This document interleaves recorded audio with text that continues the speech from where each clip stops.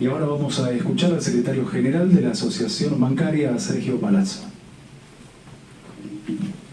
Bueno, buenas tardes a todas las compañeras, los compañeros. Muchísimas gracias a Fernanda y a esta Casa de las Leyes por esta posibilidad de un debate, intercambiar ideas y reflexiones respecto a un tema que marca agenda histórica en la Argentina, como es la deuda. Yo prefiero, más que deuda externa, hablar de la deuda pública, que me parece que es mucho más amplio, porque es en definitiva los compromisos que tiene que asumir un Estado con sus acreedores para, previo a haber asumido esos compromisos, brindar todos los servicios sociales que le tiene que brindar a una sociedad.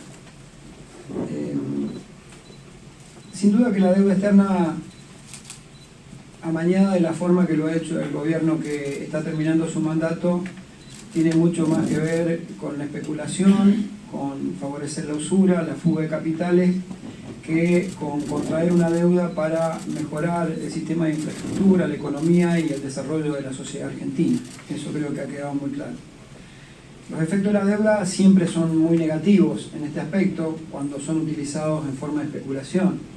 La inversión cae, esto está claramente establecido, desciende el ingreso público, el privado, hay fuga de capitales, se deterioran los precios de las materias primas. Acá seguramente el integrante de la UIA en esto tiene sobrada materia como para hablar, y se hipoteca la posibilidad de desarrollo de un país, ¿no?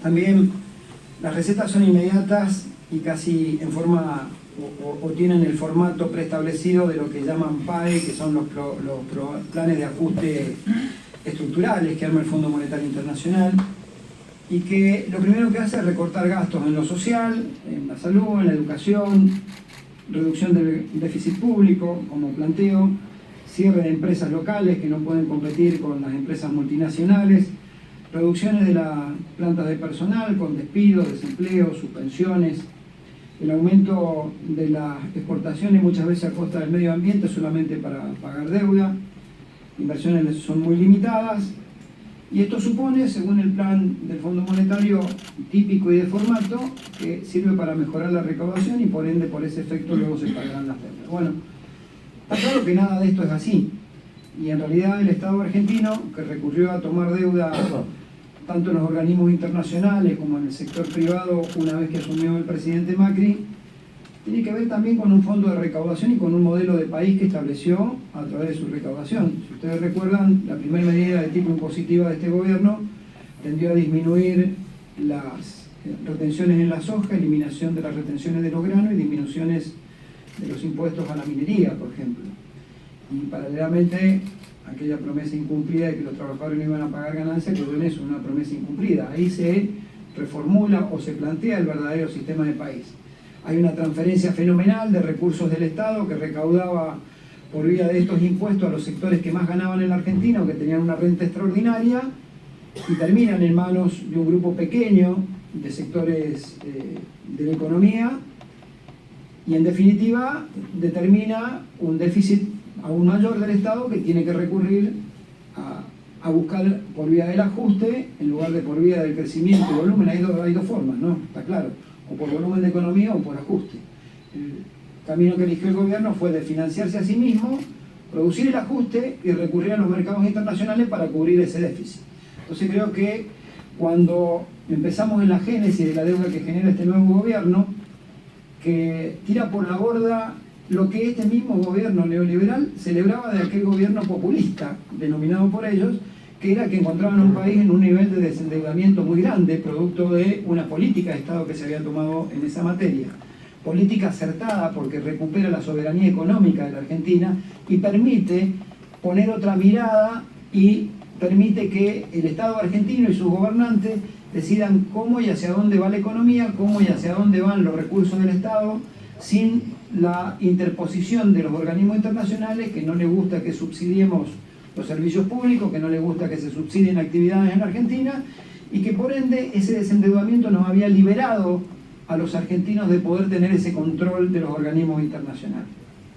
Ahora bien, yo creo que en ese marco uno se plantea si esto es casualidad o no lo que pasó en la Argentina. Yo creo que no es casualidad. Fernanda daba números que son absolutamente contundentes. 90.000 millones de fuga. Y además de 90.000 millones de fuga, el endeudamiento argentino, que en moneda extranjera creo que asciende a 180.000 millones de dólares aproximadamente, le deja una bomba de tiempo armada entre un gobierno neoliberal y de derecha en asocio con el Fondo Monetario Internacional al próximo gobierno, porque los vencimientos por los próximos 4 años, es decir, el mandato de un gobierno popular que iba a asumir, son equivalentes a 100.000 millones de dólares. Es decir, que es de virtual imposibilidad pagar en los términos en que está formalizada la deuda, y tiene una responsabilidad muy importante el Fondo Monetario Internacional en haber aprobado una serie de préstamos para un dispendio casi gracioso, sin ningún tipo, gracioso en el sentido de que nadie efectuó controles de ningún tipo, para que ese dinero nos sirviera para mejorar la economía del país, generar mayor volumen de la economía y después pagar las deudas, sino que sirvió para pagar la especulación, la usura, que originariamente empezó con el pago de los fondos buitre y continuó luego con los intereses que se vienen pagando de la deuda externa. Ahora bien, yo me planteo que no es casualidad, primero, porque claramente lo que se busca es que las sociedades progresistas, hoy me tocó hablar en Fides junto a 2 personas notables como Carlitos Tomás y como Mercedes Marcó del Pont, sobre el tema del mundo del trabajo, los avances tecnológicos.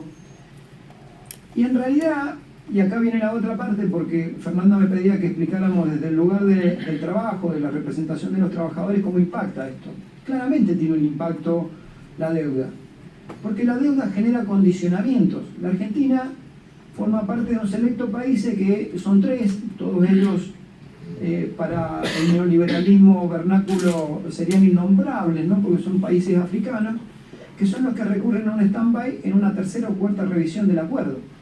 Entonces, cuando uno cae en un stand-by de 3ª o 4ª revisión, tiene que aceptar las imposiciones que se le ponen para que le den ese perdón o para que le den esa renegociación de deuda. Entre ellos, se tiende básicamente a 2 cosas en esto.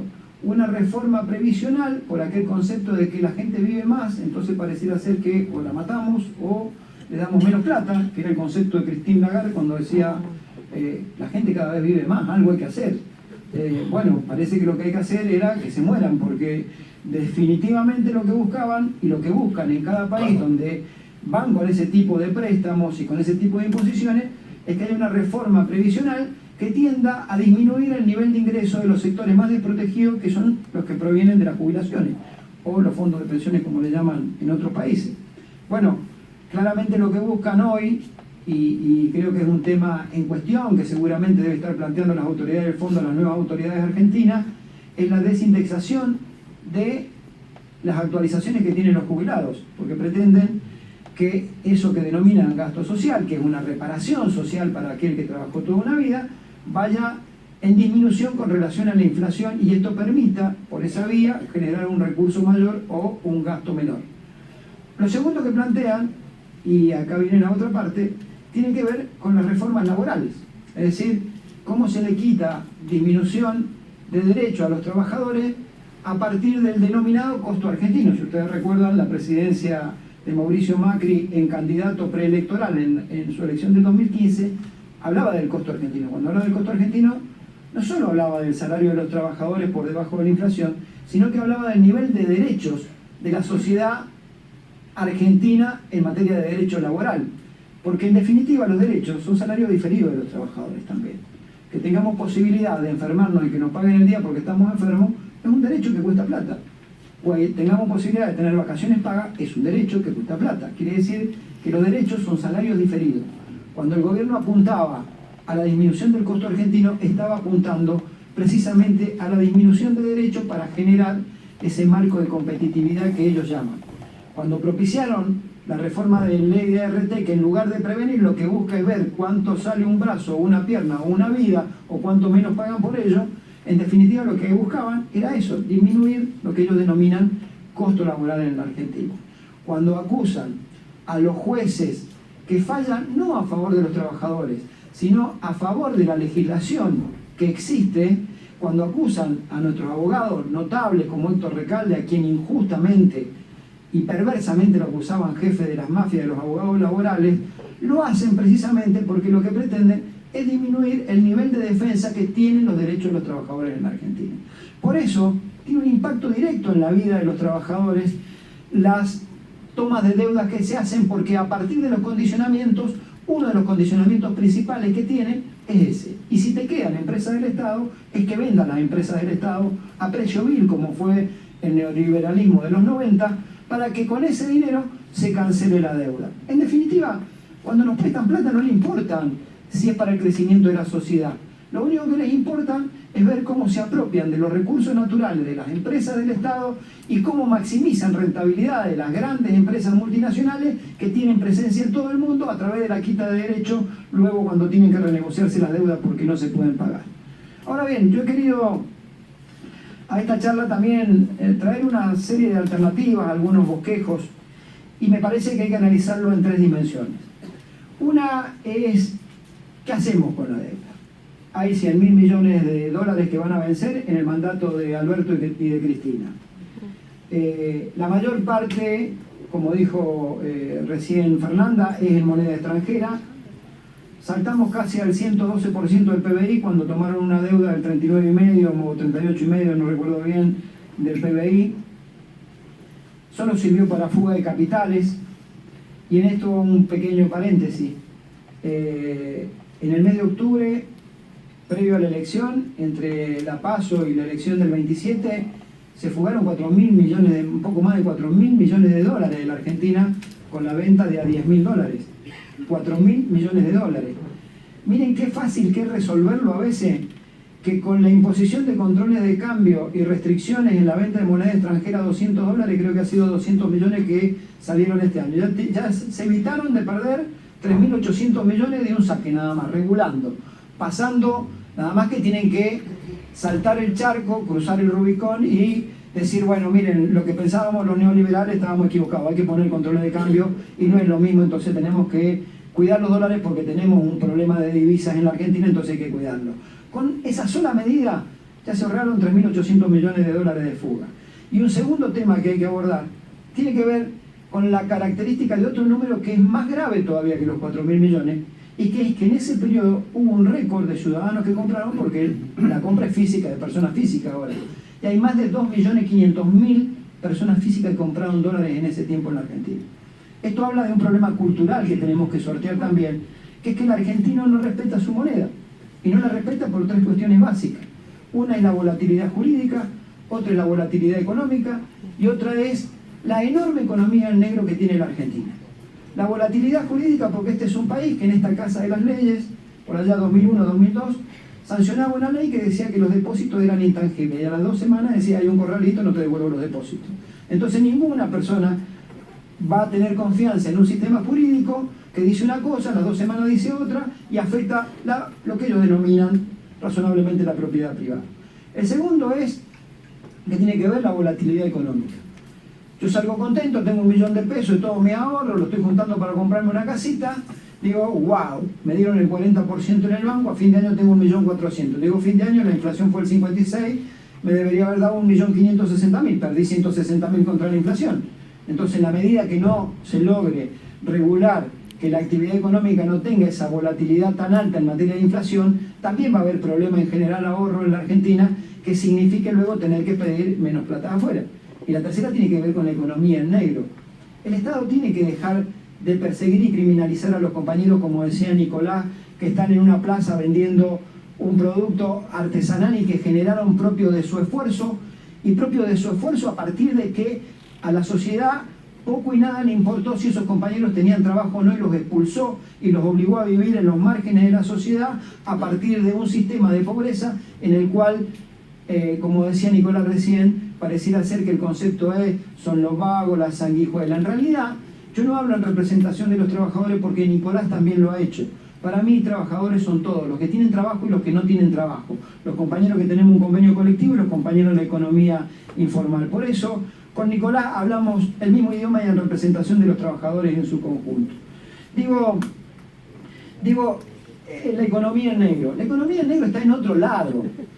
Yo trabajo en un banco, soy representante de los trabajadores bancarios y veo que cuando alguien pide un crédito hipotecario en un banco, está el gerente del banco, está el que compra la casa, está el que vende la casa, está en un escribano público que da fe y siempre hay 2 o 3 más que no sé qué hacen, pero están ahí en la misma mesa todos, ¿no?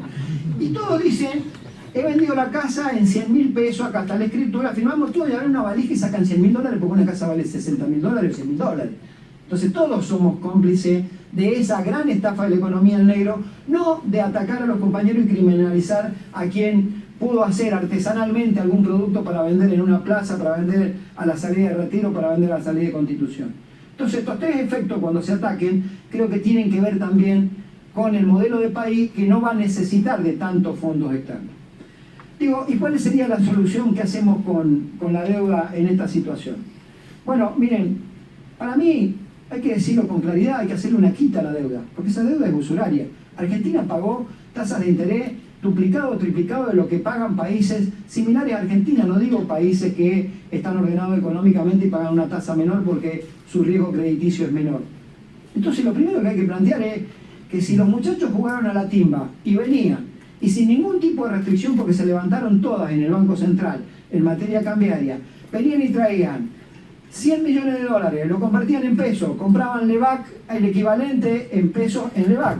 Al año, con una tasa del 40, vendían al LEVAC y se iban, y lo único que perdían era el spread entre la compra y la venta de moneda extranjera.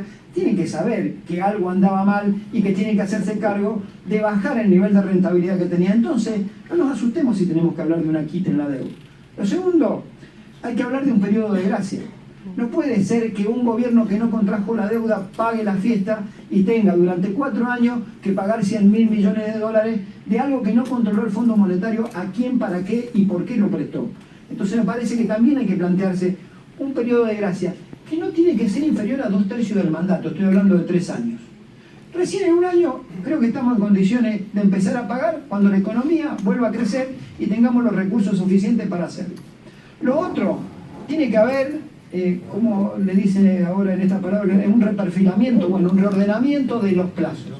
Está claro que son plazos exiguos los que se toma cuando hay deuda que se toma a más plazo, porque tienen posibilidades de afrontarlo de otra manera. Y por supuesto, algo que discutir, que lo dije también, menos intereses. Argentina no puede haber pagado los intereses que pagó. Yo doy un dato que quizás no lo tengan presente, por ahí Fernanda sí, porque es economista y es de las mejores, ¿no? Antes del acuerdo con los fondos buitres, la tasa de interés, todos sabían que iban a arreglar con los buitres, y era cuestión de una semana o 2. El primero en endeudarse fue la provincia de Buenos Aires, la gobernadora Vidal. Y se endeudó una tasa que a la semana era la mitad de lo que se endeudó el gobierno nacional. ¿Saben quién tomó la deuda de Sandleris? Hoy presidente del Banco Central, que era el asesor o secretario de Finanzas del gobierno de la provincia de Buenos Aires. Entonces, también hay que ver el tema de los intereses. Lo segundo que me parece que habría que hacer es generar un protocolo legal para que no pase lo que Fernanda explicó, que un tema que está constitucionalmente establecido, creo, seguramente el doctor Barcesat con su brillantez doctrinaria nos podrá ilustrar mejor, pero algo que tiene que ser tratado en el Congreso fueron simples acuerdos que el Poder Ejecutivo, casi como si el Congreso fuera una escribanía, le notificó que había acordado. Y para eso creo que debería sancionarse una ley generando protocolos legales a futuro que sirvan para este gobierno, para el nuestro, o para el que venga, o para el que sea, y que duren los tiempos. Un protocolo legal que establezca, entre otras cosas,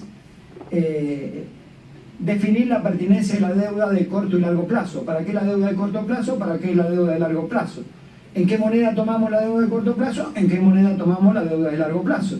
La de corto plazo tiene que ver con un problema de liquidez y debería tomarse en moneda argentina, no en pesos de extranjero. Y debería quedar claro que la deuda de largo plazo debería ser, si es en moneda extranjera, no resignando la jurisdicción, y en caso de que haya una necesidad imperiosa de resignarle, cuáles son las condiciones en que se resigne esa jurisdicción, que para mí no debería resignarse nunca. Porque el problema de la Argentina hoy no es liquidez, el problema de la Argentina es solidez para afrontar la deuda. Y es solidez porque el Estado argentino y la sociedad y el pueblo argentino no admiten un centímetro más de ajuste del que ya se nos ha hecho. No es un problema solamente de solidez en materia económica, es un problema de solidez en materia social, en materia política, de soberanía política. También creo que sería pertinente discutir eso de la jurisdicción. También por defecto toda toma de deuda debería tener una afectación específica y no al revoleo de vamos a ver qué hacemos con la plata que entra y después termina siendo o una disputa entre ministros para ver quién se lleva una porción para su ministerio o no, o una disputa para ver cuánto más le pagamos a los fondos buitre. Creo que tendría que tener una afectación específica que entre ellas aleje la posibilidad de que sea meramente para el pago especulativo de la fuga de capital. Y por último, restringir la deuda en moneda extranjera, que sea estrictamente a lo necesario. Hoy lo acababa de reflejar Fernanda en su exposición muy clara. La mayor parte de la deuda, más del 80% de la deuda tomada por Macri es en moneda extranjera. Cada vez necesitamos más peso porque el dólar vale más caro para pagar la deuda. Y cada vez los argentinos tenemos menos ingresos, porque hay más desempleo, porque hay 4,5 millones más de pobres en la Argentina, que en lugar de aportar a una recaudación del Estado para mejorar los servicios, es al revés. Tienen que recibir una asistencia del Estado para no seguir cayendo más en la marginalidad, en la pobreza y en el hambre. Y por último también, como elemento para aportar en esta discusión, porque dije que más allá de las críticas quería formular algunas propuestas, me parece, y esto debe ser condición sine qua non, más con los expositores que vienen luego, que van a hablar seguramente de la deuda ilegítima, es que tiene que existir un proceso de investigación de la deuda en Argentina. Un proceso de investigación en materia jurídica, en materia legislativa y en materia administrativa. Esto para mí es importante. La fuga de capitales no es casualidad. Hay que averiguar quiénes son los que se llevaron la plata. Hay que ver quiénes son los que tenían la data de que el dólar de 18 iba a 24, los que creyeron en Carrió que quedaba en 24 y ahí moría y ahora está en 60. Entonces hay que ver quiénes son los que en ese periodo hicieron pingüe ganancia. Hay que discutir y ver e investigar las altas tasas de interés. Todo el mundo sabe que un país es inviable teniendo una tasa de referencia por encima del 65% y una tasa de interés total después cuando uno acumula servicios y demás por encima del 100%. Todo el mundo lo sabe. Entonces hay que ver quiénes se beneficiaron con los saltos de las tasas de intereses que van por 10 o 20 puntos en algunos casos. Hay que analizar, y muy seriamente, por qué se hizo una operación a 100 años en materia de deuda externa en la Argentina cuando era absolutamente innecesario. Porque es una deuda que van a pagar los hijos de los padres que todavía no nacieron. Los hijos de los padres que todavía no nacieron. Esos son los que van a pagar la deuda dentro de 100 años. Hay que analizar, y particularmente lo digo desde mi sector porque me toca estar viendo lo que hace el sector empresario de mi actividad y me toca padecerlo como laburante, pero hay que analizar las comisiones que cobraron los bancos. Ya existió un análisis que la justicia fue muy benévola con Sturzenegger, que fueron las comisiones del megacanje por las cuales estaba procesado Sturzenegger y, oh casualidad, cuando ganó Macri parece que hubo un jubileo de sobreseimientos a todos los funcionarios que iban a ocupar cargos en el gobierno de Macri, entre ellos Sturzenegger. Habría que discutir algo que me parece importante, y es el conflicto de intereses, que no es solo patrimonio de aquellos funcionarios públicos que, siendo funcionarios públicos, tomaban deuda, regulaban el precio del dólar, regulaban la tasa de interés y, por otro lado, representaban intereses de fondos de inversión. Ergo, Nicky Caputo o Toto Caputo, no sé cuál, Toto Caputo, el otro es el hermano. Y por último, también hay que hacer un proceso de investigación, porque el acuerdo que firmó el gobierno argentino establecía que el Banco Central de la República Argentina no podía ser el financista del Tesoro Nacional. Primero, esta es una concepción equivocada. El Banco Central tiene que asistir al Tesoro de la Nación, no puede estar ausente de eso. Pero, ¿cuál fue el engaña pichanga que hicieron los muchachos, como siempre, para sortear y creerse que son los más liberales que los neoliberales? Decidieron utilizar la banca pública quitándole patrimonio para que sustituya la función que tenía que hacer el Banco Central.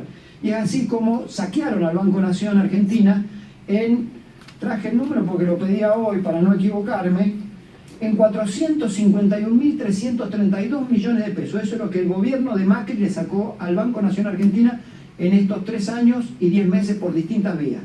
Una, que hay responsabilidad también, no del espacio de Unidad Ciudadana, que nos acompañaron siempre en la discusión del presupuesto, pero en el presupuesto de 2018 le arrebatan 22.000 millones del patrimonio del banco para ir a las arcas del Estado Nacional. Y también, debo decirlo, contó con el voto favorable, so pretexto, excusa o promesa de que a las provincias gobernadas por la oposición también le iba a llegar parte de esa plata para obras, y también muchos legisladores que hoy integran nuestro espacio, digo nuestro espacio porque me siento parte del gobierno que viene, votaron esa quita de patrimonio. En el 2019 votaron una quita de patrimonio de 15.000 millones, remuneraron depósitos por más de 50.000 millones y compraron títulos públicos a lo loco para ir subsidiando al Estado. Cuando uno le mire las cuentas al ministro Duhovne, decía que el déficit cero estaba cuadrado, el déficit primario, hay que ver el rubro ingresos ingresos financieros, y ahí se van a encontrar por qué cuadraba su déficit primario y lo dejaba en cero, porque era el ingreso de los dineros del Banco Nación, que es ficticio porque es el agente financiero del Estado. Creo que, en resumidas cuentas, porque todos tenemos un tiempo para hablar y creo que me he excedido, he planteado la necesidad de qué hacer con la deuda, he planteado la necesidad de generar a futuro un protocolo, he planteado la necesidad de la investigación de esta deuda en función de este cúmulo de cuestiones. Pero básicamente lo que hay que decir es que estamos frente a una monumental deuda generada con un único objetivo, que es que el gobierno que viene, que ha generado la esperanza en el pueblo, se encuentre entorpecido de cubrir la expectativa que generó en la sociedad, y querrán que se convierta en el asesino de la propia esperanza que generó en la sociedad para luego volver ellos. Por eso se necesita de un espacio lo más amplio posible en donde estemos las organizaciones sociales como la que representa Nicolás Igual, las organizaciones sindicales, las organizaciones políticas, las organizaciones no gubernamentales, haciendo una tarea de docencia y explicándole estas cosas a la sociedad para luego sostener un gobierno nacional, popular, con una mirada inclusiva, para que la derecha en la Argentina nunca más vuelva a ser gobierno. Muchas gracias.